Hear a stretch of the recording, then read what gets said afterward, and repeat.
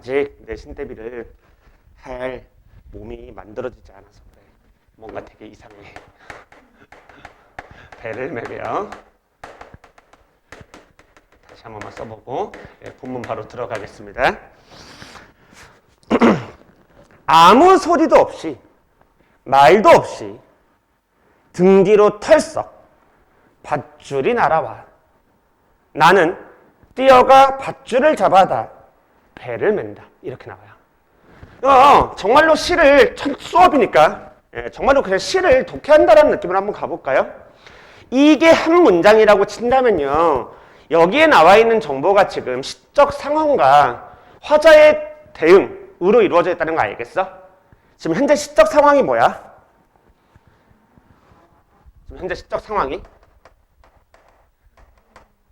밧줄이 날아왔지.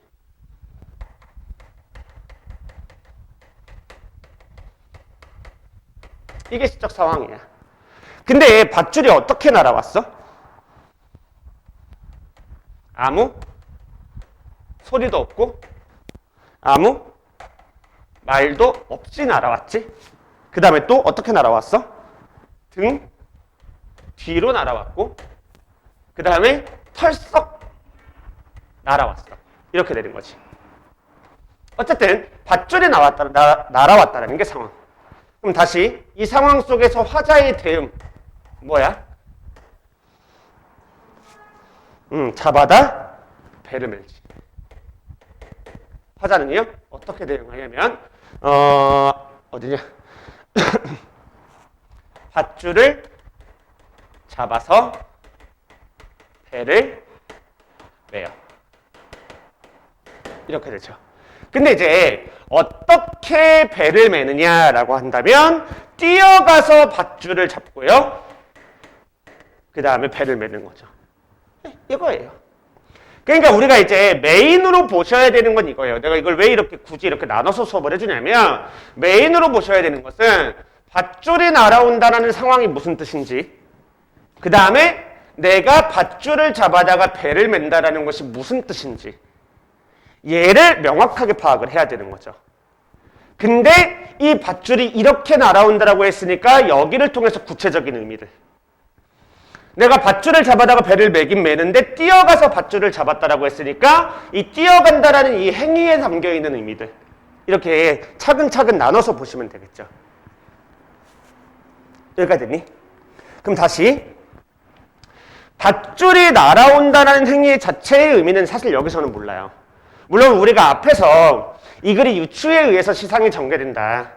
사랑이 시작되고 사랑이 진행되는 과정을 배를 매는 일에 빗대어 표현하고 있다 라고 말을 했기 때문에 이게 사랑이구나. 그럼 이게 사랑이 시작되는 뭐 그런 건가 보구나 라고 이제 알 수는 있지만 그런 것들은 이제 이연 가소부기로 하고요. 일단 이거부터 밧줄이 날아왔어요. 근데 이건 할 수 있잖아. 밧줄이 어떻게 날아오냐면 아무런 소리도 없이 아무런 말도 없이 날아왔다? 그럼 뭐 없이 날아왔다라고 볼 수 있냐면 어떠한 예고도 없이 나는 밧줄이 날아올 거라는 거 알았니? 전혀 몰랐던 거지. 아무 예고도 없이 정말로 우연히 갑작스럽게 밧줄이 날아온 거야. 이것도 마찬가지야. 그러니까 어디로 날아와? 등 뒤로 날아오지. 그러니까 이제 상황을 한번 생각해 보면 내가 그냥 앉아 있는 거야. 근데 내 등 뒤로 밧줄이 날아왔어. 그러니까 나는 밧줄이 날아올 거라는 걸 전혀 상상도 못하고 있었던 상황인 건 거야. 아무런 예고도 없이 우연히 갑작스럽게 갑자기 밧줄이 날아왔어. 다시 아마도 밧줄이 날아왔다라는 것을 화자가 인식하게 되는 건 시각이겠어? 청각이겠어? 청각일 것 같지. 털썩이라고 쓰여 있는데 털썩이라는 것은 음성 상징어죠. 아마도 여기서는 의성어일 것 같아요. 그죠? 소리. 의성어는 소리, 의태어는 모양이니까. 등 뒤로 털썩이라고 했으니까 나한테 보이지 않으니까 이건 소리여야 되겠죠? 그러니까 청각이 돼야 될 거예요. 됐죠? 그럼 다시 한번 생각해 볼까요? 난 가만히 앉아 있는 거예요. 근데 갑자기 내 등 뒤로 털썩 무슨 소리가 들리는 거죠. 아마 그러지 않았겠어요? 그래서 봤더니 아무런 소리도 없었는데 아무런 말도 없었는데 등 뒤로 갑자기 밧줄이 날아왔네? 라고 이제 생각을 하는 거죠. 그래서 내가 뭐 해요? 뛰어가죠. 이 뛰어간다라는 것은요, 약간 좀 애매해요. 일단 첫 번째는 다급함 같은 게 아닐까요?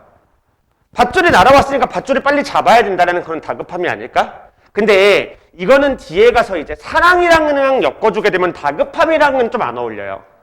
여기만 놓고 보면 다급함이라는 느낌인데. 그래서 이건 약간 가로를 쳐놓고요. 밧줄을 잡아다가 배를 맨대요. 이 행동의 의미는 아직은 뭔지 모르겠죠. 일단 여기까지만 넘어갑시다. 그리고 이연으로 다시 올게요. 아주 천천히 그리고 조용히 배는 멀리서부터 닿는다. 다음 내용 한번 볼까요? 내가 지금 밧줄을 잡아서 배를 매는 거죠. 그럼 생각을 해보면 이런 거예요. 바다가 있고요. 내가 여기 있는 거예요. 배는 여기 있겠죠. 이런 배를 매진 않겠지만 어쨌든 여기서부터 닫혀 있는 이렇게 밧줄이 날아오는 거야. 그럼 내가 밧줄을 잡아서 뭐 해줘야 되는 거야? 끌어줘야 되는 거야. 끌어주고 여기 말뚝 같은 게 있을 테니까 여기다 칭칭 감아줘야 되는 거야. 그러면 이제 배가 여기에 정착을 할 수 있게 되는 건 거지. 됐을까? 그 외에 우리가 생각하는 유람선 알아서 출발하고 알아서 이렇게 뭐 엔진 끄면 정차하고 사실 근데 유람선도 다 배 묶어요. 배를 묶어야지 바닷물에 안 흘러가니까. 바닷물은 계속해서 흐르는 거라 안 묶어 놓으면 다 떠내려가 버리죠. 그러니까 사실은 이렇게 다급하게 뛰어가서 받아야 되는 게 맞아요. 만약에 여기서 못 잡아주면 배는 이렇게 막 흘러가 버릴 거거든요.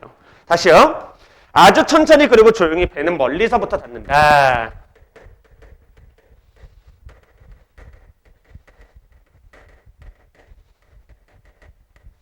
이해 가죠? 내가 밧줄을 잡아서 배를 매는 중이야. 그러니까 아직 배는 여기에 가까이 있는 상태가 아니잖아. 내가 이렇게 밧줄을 이렇게 잡아주면서 얘가 천천히 이쪽으로 오고 있는 거지. 그냥 그 이야기 하고 있는 거야. 다시 얼마나 이래요? 아주 멀리서, 아주 천천히 그리고 조용히. 그렇구나. 뭐 이 느낌이 전부죠. 아직은 몰라요. 한 번만 이렇게 수업해보려고요. 그래도 첫 단원이니까. 그리고 너희랑 이제 수업해보고 반응이 안 좋으면 다음부터는 알았어. 처음부터 그냥 상식적인 의미 다 넣어줄게. 뭐 이렇게 되는 거죠. 근데 이제 내가 항상 내신이 아무리 쉬워도 아무리 쉽든 어렵든 뭐 원래 문학을 배우는 그 목적이라는 게 있고 그거를 이제 원래는 내신에서 배워야 나중에 그게 수능으로도 연계가 되는 거라 그 올바른 흐름을 한 번은 보여주고 싶어 해요. 근데 애들 반응이 좋으면 계속 올바른 흐름으로 수업을 하고요. 반응이 나쁘면 그냥 내신 형태로 돌죠. 근데 전자가 좋아요. 다음 거 가볼까요? 사랑은 오케이. 아니 갑자기 배를 매다가 사랑은 이라고 해서 사랑에 대해서 이야기를 해요. 호젓한 부둣가에 우연히 별 그럴 일도 없으면서 넋놓고 앉았다가 배가 들어와 던져지는 밧줄을 받는 것. 이렇게 되시죠. 됐나요? 줄여봅시다. 사랑은 결국 뭐래요? 맞아요. 사랑은 던져지는 밧줄을 받는 거예요.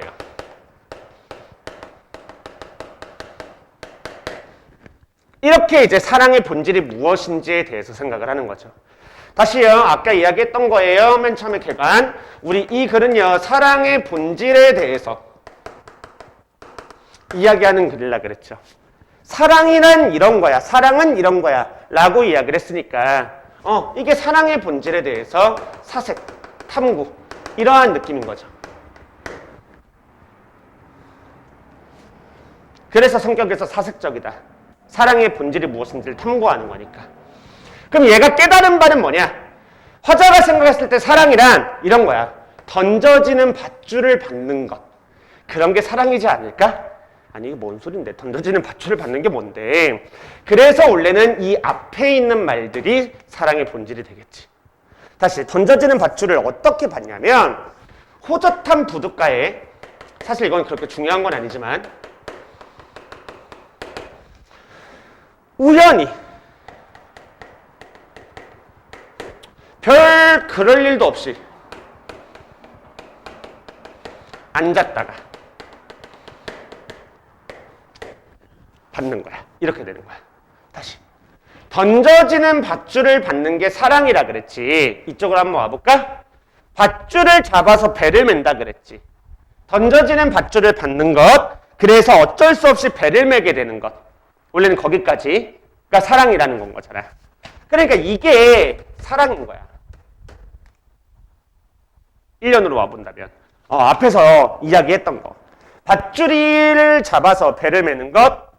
근데 이제 니네 조금 더 가보면 이런 느낌. 운명적인 사랑을 받아들이는 행위가 되는 거지. 그렇다면 밧줄이 날아온다라는 건 뭔데? 라고 했을 때 아까 예고도 없이 우연히 갑작스럽게 찾아오는 것이라며. 여기서도 다시 한번 볼까? 나 생각이 있었어? 나 사랑하는 사람을 만나고 싶다. 뭐 이런 느낌이 있었나? 아니야. 그치? 그냥 우연히 나 그 자리에 있었을 뿐인데.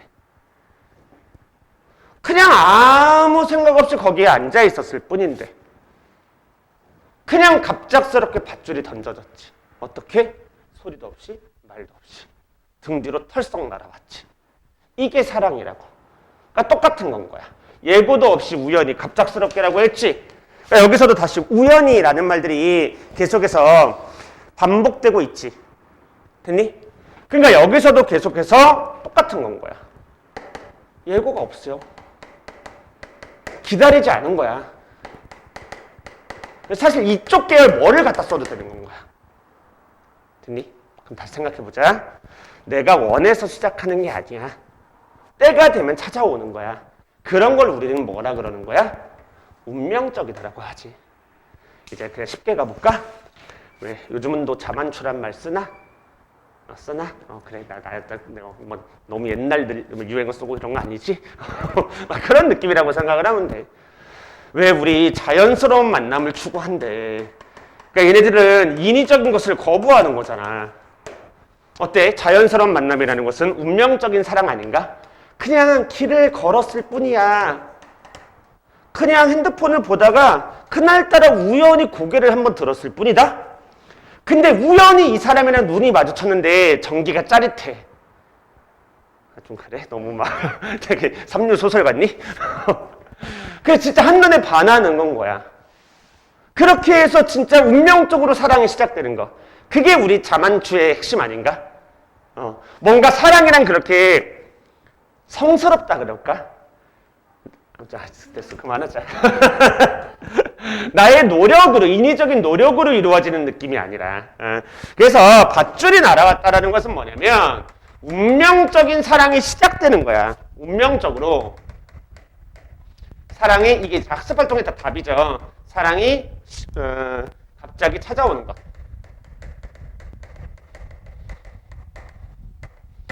그러니까 그 말을 여기서 다시 한번 보여준 거라고 생각하면 돼. 그러니까 나는 다시 한번 절대 사랑을 찾아 나서지 않았어. 지금쯤 사랑 아니야 됐어. 여자친구 다 필요 없어. 그딴 거 아니야. 그냥 진짜 어느 날인가 갑작스럽게 시작되는 거. 그게 사랑이지 않을까? 라고 생각을 한 거지. 됐을까? 다시. 어디에 있어요? 화자가? 부둣가에 있죠. 이거를 이제 우리는 화자의 위치라고 봐요. 사실 나는 이거 참 이상하다고 생각해요. 사랑의 본질을 탐구하는 시라면 사실 화자의 위치가 부둣가라고 단정할 수 있나요? 그냥 화자는 사색을 하고 있는 건데.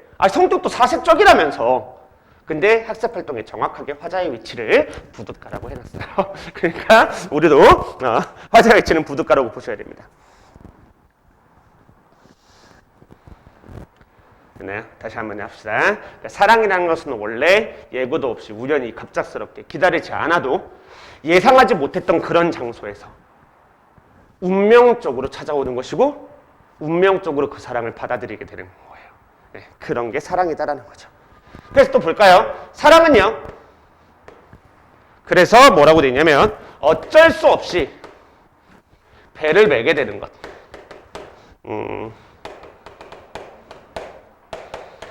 이것까지는 앞에 했던 거니까 됐죠? 밧줄을 잡아 배를 맨다를 그냥 두 줄로 나눴을 뿐인 건 거죠. 근데 다시 어떻게 배를 매냐면요, 어쩔 수 없이 배를 매죠. 어쩔 수 없이 배를 매니까 얘는 원하지 않는 사랑인가요? 하기 싫은데 어쩔 수 없이 하게 됐나요? 그런 느낌 아닙니다. 어쩔 수 없이 배를 매게 된다. 어쩔 수 없이 사랑을 하게 된다. 그러니까 봐봐. 내가 고3이야. 지금 사랑을 할 때야? 아니야. 근데 운명적으로 사랑이 찾아왔어. 나보고 어쩌라고. 근데 그 사람을 안 보면 보고 싶어 죽겠는데. 그런 느낌인 거야. 그래서 왜 이렇게 부끄럽네요. 그래서 어쩔 수 없는 거라는 건 피할 수 없는. 그러니까 이런 게 다 운명적인 거라는 소리예요. 숙명론적이다라고 이야기를 하죠. 절대 피할 수 있는 게 아니더라 그거야. 사랑이라는 것은. 그래서 어머님들이 그런 말들 많이 하십니다. 내가 여자친구가 생겼다, 남자친구가 생겼다, 어떡하냐. 뭐 좀 헤어지게 해야 되는 거 아니냐. 그럼 어떻게 헤어지게 하죠?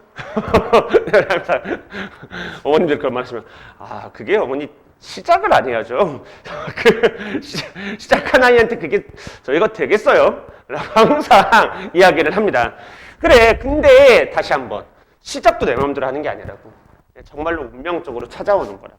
이 사람은 되게 로맨티스트인가 봐요. 그러한 만남을 좋아하는 사람. 너도 자만추를 추구하니? 자만추를 추구한다? 말 이상한데? 너도 그런 파니? 그래? 그러면 안 돼. 근데 내가 남자애들, 여자애들 좀 다른가? 모르겠다. 보통 이게 자연스러운 만남을 추구하는 아이들은 이성 친구를 되게 늦게까지 잘 못 사귀는 경향들이 좀 있더라. 그래서 그러면 안 되지 않나? 이런 생각들을 해요. 어쨌든 다음 거 한번 가볼까요? 뭐 이런 말도 쓸 수 있겠다. 불가항력적이다.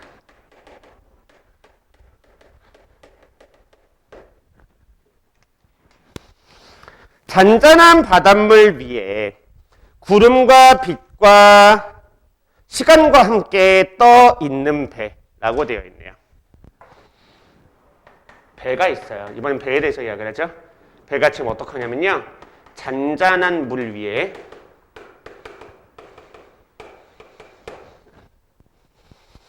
구름, 빛, 그 다음에 시간과 함께 떠 있어요.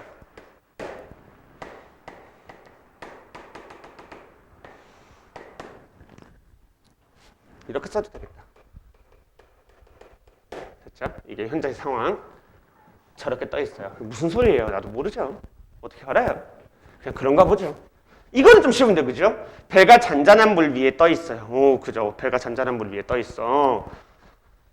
이거 뭘까? 네, 몰라요. 사실 수능이라면 그래서 절대 물어볼 수도 없는 내용이에요. 근데 이제 내신이니까 좀 이따 설명을 해드릴 거예요. 근데 어쨌든 다시 미안해, 이거 안 하고 갔네요. 배가 멀리서부터 닿는다, 아주 천천히 조용히라고 했죠. 이게 사랑이 이루어지는 과정인 거예요. 예, 운명적으로 사랑이 찾아왔죠. 운명적으로 사랑이 찾아왔고요. 그 사랑을 시작하기로 했어요. 그리고 그 사람과 사랑을 이어가는, 사랑을 싹 튀어가는. 싹 길거리에서 우연히 만났다고, 나 당신 첫눈에 반했어. 우리 오늘부터 사귀자. 오늘부터 1일. 막 이런 거 하고 되게, 오늘 그만해야 되겠네. 너무 부끄러운데? 이런 거 아니잖아요. 그죠? 네. 그냥 그 사람을 사랑하는 마음은 먼저 생긴 거고, 그 사람과 사랑이 이루어지기 위한 과정은 또 한참 걸리죠. 그러니까 그게 이렇게 천천히 조용히 이루어지는 건 거예요. 그래서 여기서 잔잔한 물이 사실 뭔지 정확하게 모르겠는데 이런 느낌 아닐까요? 싶어요. 여기서 말하는 잔잔한 느낌이라는 것. 다시 가보죠. 구름과 빛과 시간과 함께 배가 잔잔한 물 위에 떠 있는 거예요. 그래서 얘네들이 뭔지는 모르겠지만요. 일단 확실한 것은 배를 둘러싼 주변 환경, 이라는 것은 알겠죠? 뭐 여기 써져 있듯이 주변 환경, 배를 둘러싼 주변 환경이에요. 그러니까 사실 여기서도 이 구절에서도 우리가 주의 깊게 보셔야 되는 건 뭐냐면 이 함께라는 표현이에요. 어제부터 참 열심히 분필을 뿌려먹고 있어요. 배가 잔잔한 물 위에 떠 있잖아요. 근데 그냥 떠 있는 게 아니라고요. 배는요, 구름과 빛과 시간과 함께 떠 있는 거예요. 이렇게 가는 거야. 다시. 그러니까 우리 던져지는 밧줄을 받아서 배를 맸잖아요. 그 배를 맬 때요, 배만 메어지는 게 아니에요. 배를 둘러싸고 있는 구름과 빛과 시간이 함께 메어지는 거죠. 그게 뭐예요? 배를 둘러싼 주변 환경, 얘네들이 배와 함께 묶여지는 거더라. 다시 사용 가볼까요? 배를 매면 구름과 빛과 시간이 함께 메어진다는 것, 이거죠. 이것을 뭐 했어요? 처음 알았어요.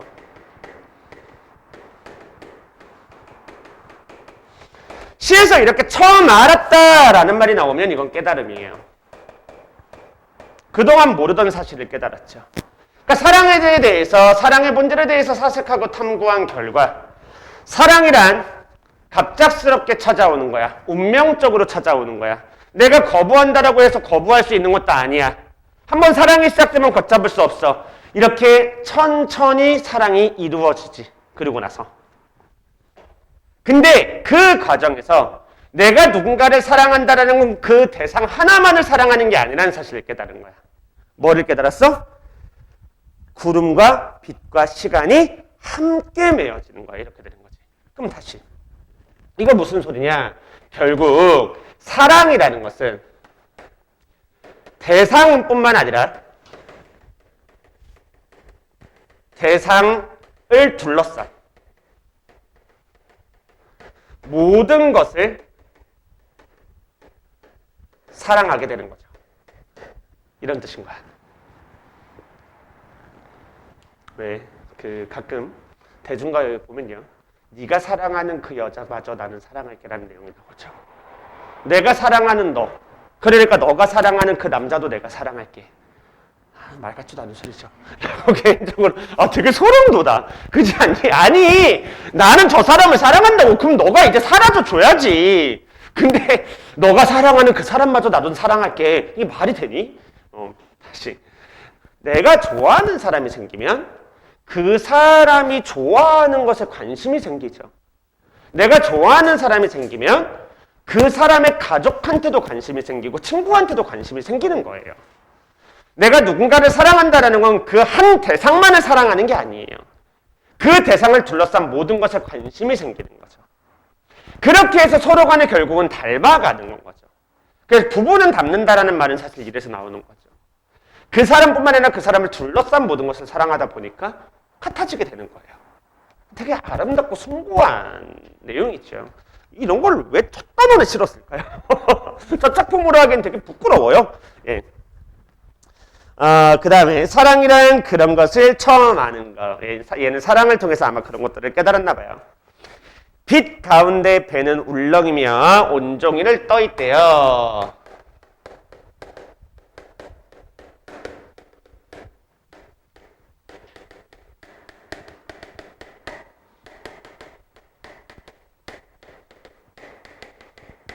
됐을까요? 한번 볼까요? 빛 가운데라고 했는데 사실 이 빛 가운데라는 것이 무엇인지는 정확하게는 몰라요. 근데 앞에서 구름과 빛과 시간이 함께 메어진다라는 표현을 했던 것을 감안해 본다면 그냥 이런 것들, 배를 둘러싼 주변 환경 안에 뭐 이 정도의 느낌이 아닐까 싶기도 하고요.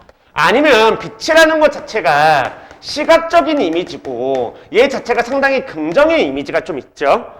게다가 여기서 지금 울렁이며라는 표현이 나와 있는데 울렁이며는 두 가지로 해석이 될 거예요. 하나, 배의 입장에서 울렁인다라는 것은 팩트로 가면 바다 위에 떠 있으니까 이 바다 위에서 바닷물이 출렁거릴 때마다 배도 출렁거릴 수밖에 없죠. 그것을 이제 울렁이며라고 표현을 했을 수도 있고요. 아니면 다시 사랑이라는 느낌으로 한번 가본다면 어때요? 사랑이란 원래 가슴이 울렁이는 거죠. 예, 설렘.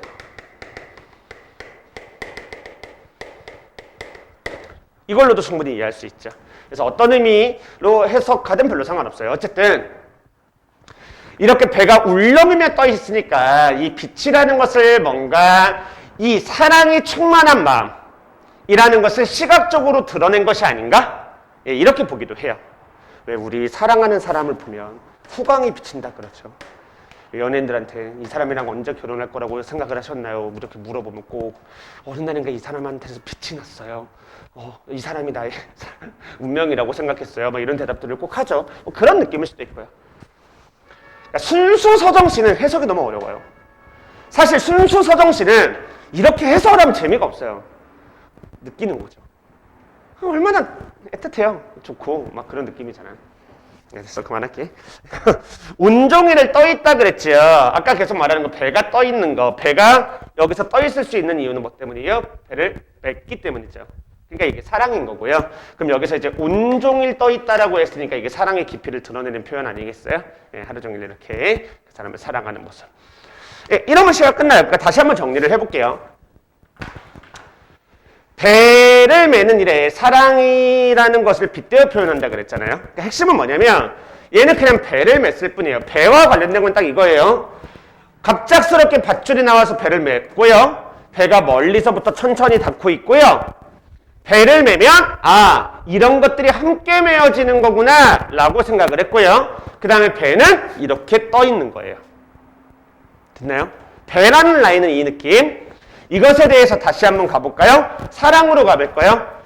갑작스럽게 밧줄이 날아온 것처럼 사랑이라는 것도 운명적으로 갑작스럽게 어느 날 예고 없이 찾아오는 것입니다.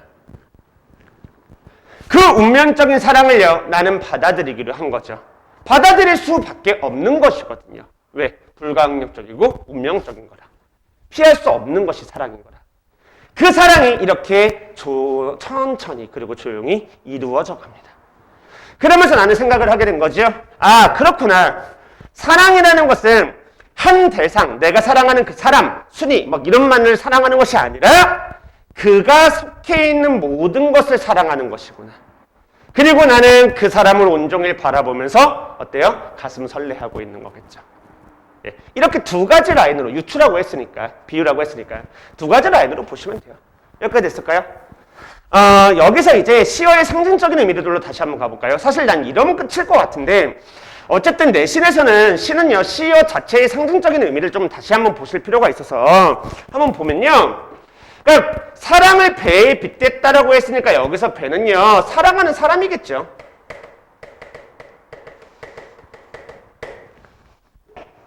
사랑하게 될 대상이라고 니네 학습학 쪽에서 아마 나와 있을 거예요. 사랑하게 될 대상이 될 거고요.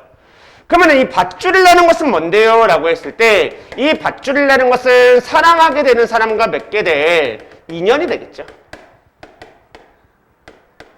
띄어쓰기 했어야 되는데.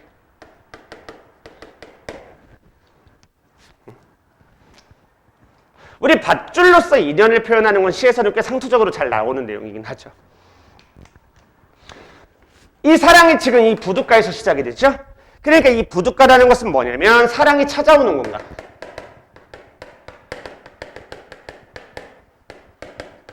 사랑이 시작되는 공간. 사랑의 인연을 받아들이는 공간.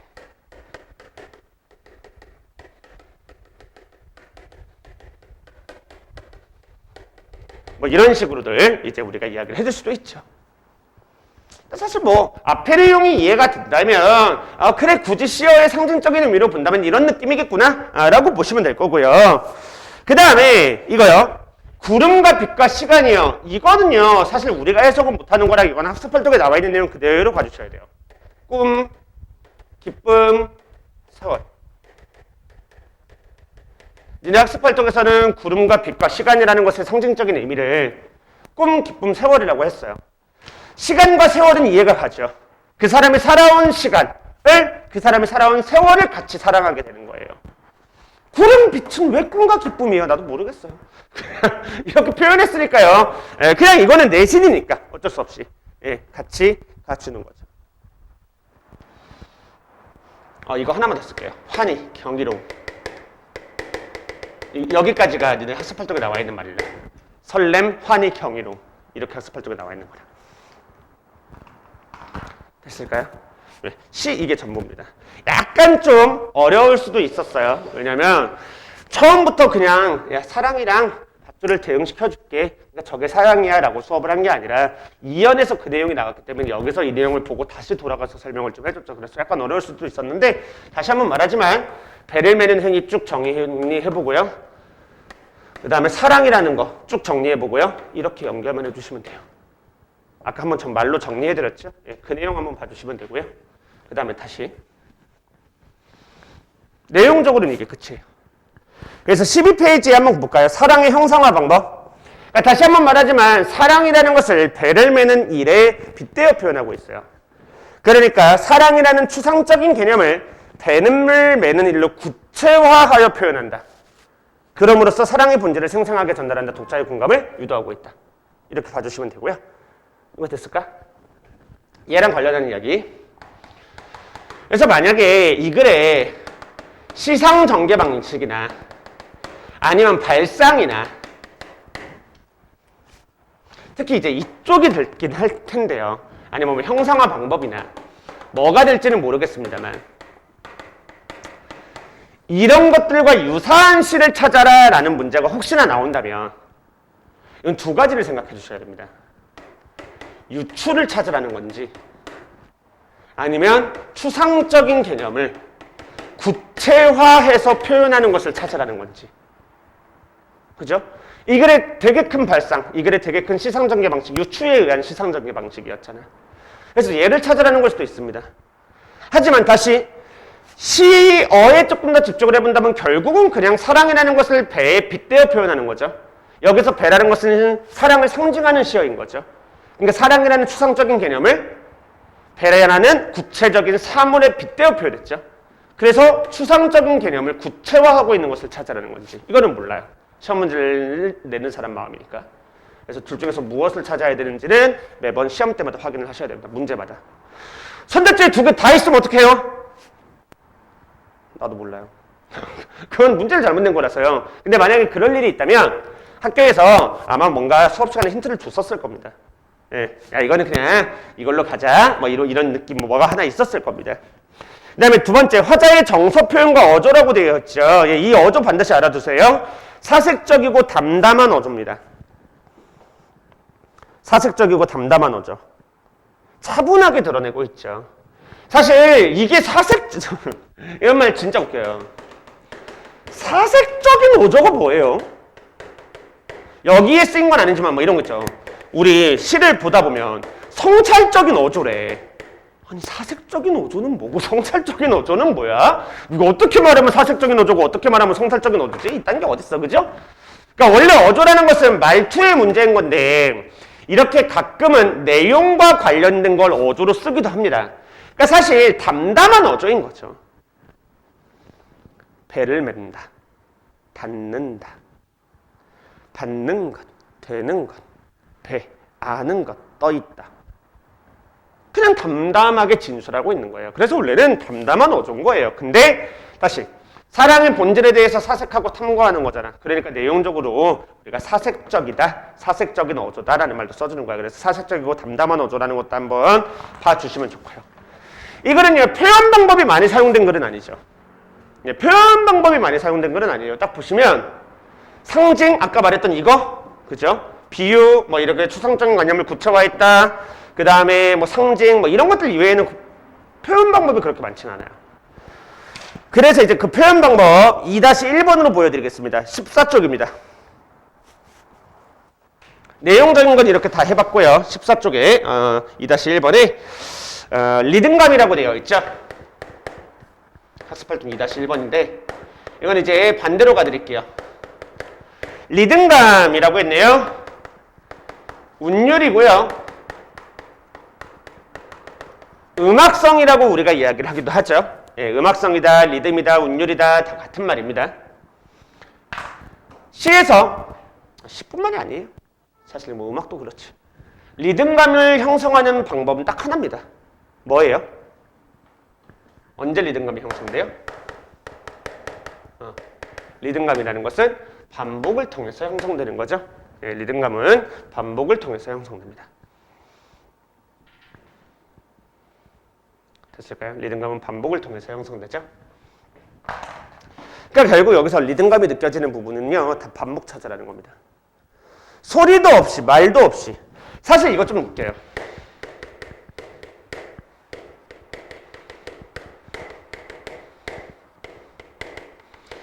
얘를 가지고 이제 없이가 반복된다라고 해놨잖아요.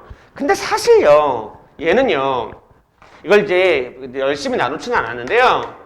이건 시어의 반복이라고 하셔도 됩니다만, 문장 구조, 이거를 이제 우리는 통사 구조라고 하죠. 이 문장 구조가 반복된다라고 하셔도 상관은 없어요. 뭐뭐가 없다, 뭐뭐가 없다라는 구조니까. 이런 건 통사 구조가 반복되는 거거든요. 예. 그 다음에 맨다, 닫는다라고 했으니까 이거는 니은다, 종결어미가 반복되는 형태인 거죠. 어미가 반복되고 있고요. 뭐뭐 하는 것, 메어진다는 것, 그런 것, 하는 것, 예, 뭐뭐 하는 것. 역시 이 동일한 문장 구조가 반복되고 있고요. 그 다음에 구름과 빛과 시간과 함께, 구름과 빛과 시간이 함께라고 해서 19, 좀 반복되는 느낌이 있죠. 예, 이런 식의 것. 그 다음에 그 밑에 사랑이란 뭐뭐 하는 것, 이렇게 되어 있죠. 이런 것들은 정확하게 이제 문장 구조가 반복되는 거죠. 예, 이렇게 뭔가의 반복을 통해서 리듬감이 느껴진다라는 것까지 보시면 이 시에 대해서 다 보여드린 거고요. 다시 14쪽 1번부터 볼까요? 화자가 있는 장소 부둣가고요. 화자는 배에서 던져진 밧줄을 엉겁결에 받아 맸습니다. 구름과 빛, 시간이 함께 있는 배를 바라보며 사랑의 진정한 의미를 깨닫고 있다. 예, 이 시에서는 화자가 부둣가에서 배를 매는 경험을 통해 사랑의 진정한 의미에 대해서 사색하고 깨닫는다 라고 생각을 하고 있는 거예요. 우리가 이제 일반적으로 이 시를 보면 보통은 사랑에 대해서 고민을 하고 사랑이란 저런 게 아닐까? 라고 이제 시상이 전개된다라고 생각을 하는데 니네 교재에서는 반대로 잡아놓은 겁니다. 화자가 부둣가에서 밧줄을 매는 경험을 함으로써, 그리고 이렇게 떠있는 배를 보는 경험을 함으로써 아, 사랑이라는 것은 이런 거구나 라는 것을 깨달았다 라고 생각을 하는 거예요. 배, 사랑하게 될 대상이고요. 밧줄, 사랑의 대상과 맺는 인연. 부둣가는요, 사랑의 인연을 받아들이게 되는 거, 혹은 사랑이 찾아올 꿈과 하나까 다 했던 이야기죠. 빛 가운데 배는 울렁이며 온정이를 떠있다. 운명적인 사랑의 아름다움으로 설렌다. 경의와 헌의를 느낀다 했던 이야기. 그 다음에 오른쪽 페이지에 밧줄이 갑자기 날아오는 것, 운명적으로 사랑이 찾아온다. 밧줄을 배로 매는 것, 운명적인 사랑을 받아들인다. 배를 매면 구름과 빛과 시간이 함께 맺어진다. 사랑에 맺어지면 서로의 꿈과 기쁨과 세월이 함께 맺어지는 것이다. 이렇게 됐죠? 예. 이렇게 해서 학습 활동의 내용까지 봐주시면 되고요. 이거 안 배웠으면 넘어가셔도 될 것 같긴 한데요. 이 작품이 정서적 미적으로 감동을 주는 까닭은 무엇이냐? 갑자기 찾아온 사랑과 그 심정을 적절한 비유와 리듬을 통해 형상화했기 때문이래요. 어처구니 없죠. 이게 무슨 말이냐면 우리는 문학작품을 왜 읽나요? 라고 했을 때 문학작품을 읽는 되게 다양한 목적이 있는데요. 그 중에 하나가 문학을 읽고 정서적으로 감동을 느끼고요. 미적으로 아름다움을 느끼기 때문이래요. 쉽게 갑시다. 미술, 그림을 하나 감상을 합니다. 그림을 보면서 그냥 어떠한 감동을 느낄 수 있죠. 그게 미적 체험이에요. 미적 감동이에요. 그림을 보면서 너무나 막 이렇게 감정이 정화되는 걸 느껴요. 그런 게 정서적 감동이에요. 사랑. 아, 그래. 이 시를 보면서 사랑이란 이런 거지. 나도 과거에 이런 사랑을 했었어. 그게 정서적 감동이에요. 와, 근데 그 사랑이라는 것을 어떻게 이렇게 아름다운 언어로서, 어떻게 아름다운 표현으로서 이렇게 표현할 수 있었을까? 그게 미적 감동이에요. 예, 이상한 소리 들으죠? 이렇게 하면 이제 첫 번째 배를 매면하는 작품이 끝이 나고요. 예, 일단 배를 매면 여기까지 하죠.